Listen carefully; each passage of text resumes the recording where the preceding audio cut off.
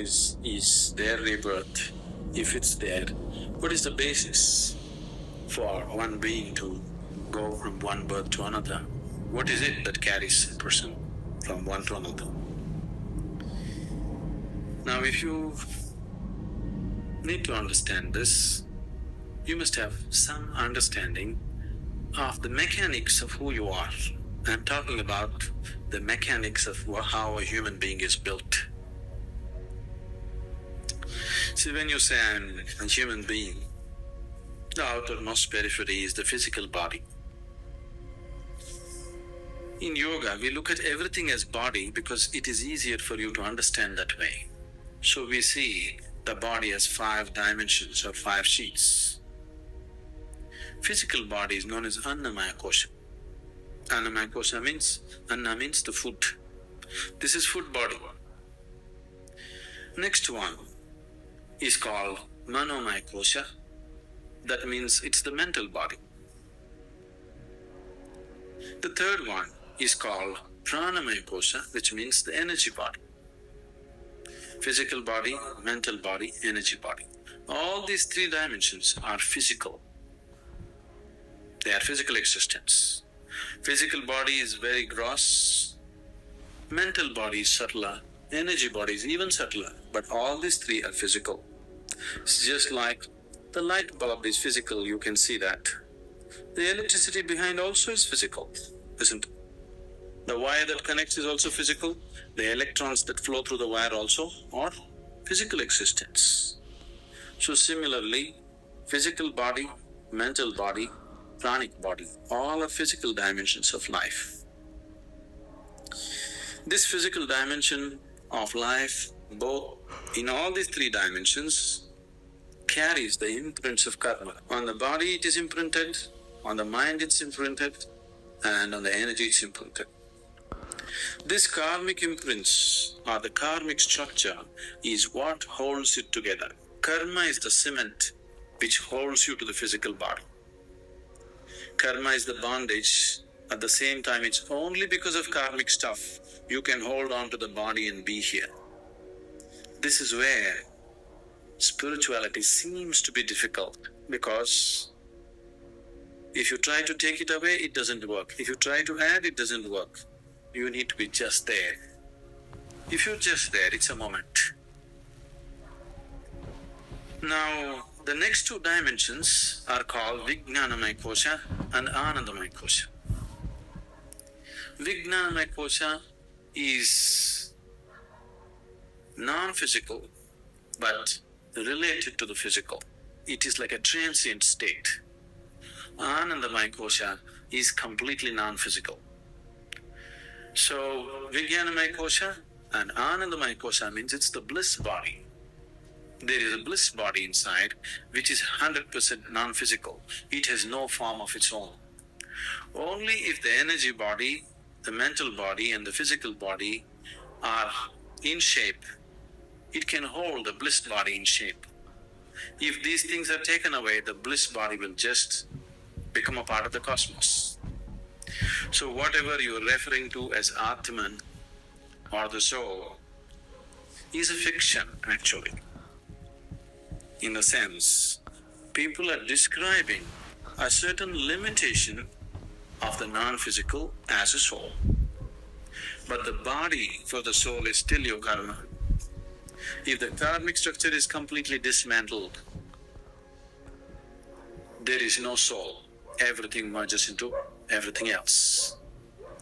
What is referred to as Mahasamadhi or Mahaparinirvana is just this, that you slowly understand where the keys are and dismantle the karmic structure so that you become truly no more.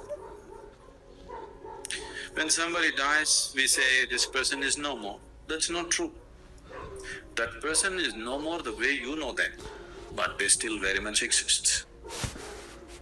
Now if you dismantle the karmic structure 100%, now you merge with the existence. This is what is referred to as mukti, mahasamadhi. In Hindu tradition it is referred to as mukti. In yogic tradition it is referred to as mahasamadhi.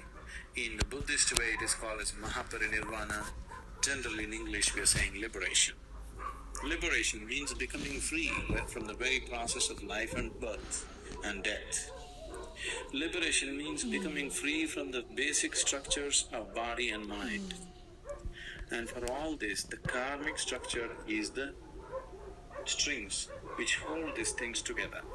So when a person dies, obviously the physical body is something that you borrowed from the earth.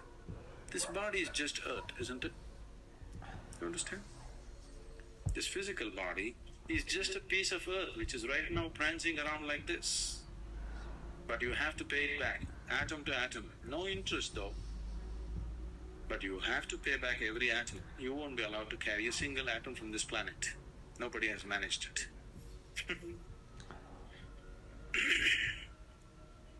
Physical body will fall apart. The mental body and the pranic body, depending upon the strength of your karma, goes on. If the karmic structure is very intense, unfinished, then it has to finish it. If the karma has become weak because it has run its course, then it very easily finds another body. If it has to find another body, the intensity of the structure should come down, it should become passive. If it is very intense, it cannot find, it has to hang. So this is what you're referring to as ghosts. Somebody is dead, his karmic structure is still intense because it's not over. Now he needs much more time to find another body, he still exists. And the more intense his karmic structure is, the more visible he becomes, or more experientially available to people. There are innumerable such beings all around you, whether you know it or you don't know it. But most of them you won't feel because their karma is dissipated. They're just waiting for more dissipation before they find another body. But if their karma is very intense, this is why they told you in the tradition, if somebody dies unnaturally, either by accident or suicide or some other way, they will become ghosts. It is not so, everybody becomes. It is just that they're more experienceable. They're more available to your experience because they have more intense karmic structures. So you people may experience them little more than other beings who die of old age. If one completely completes his allotted karma for that life, he will die just like that, without disease, without accident, without any injury. When one dies simply like that, that person may find another body within hours. This is why in this tradition always they said, if one completes his life and dies peacefully, it's the best way to die because he need not hang around. Immediately it goes on.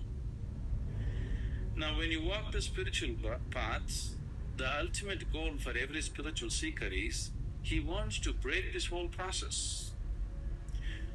Or otherwise, to use an analogy, we can say, what you call as my soul right now is like a bubble.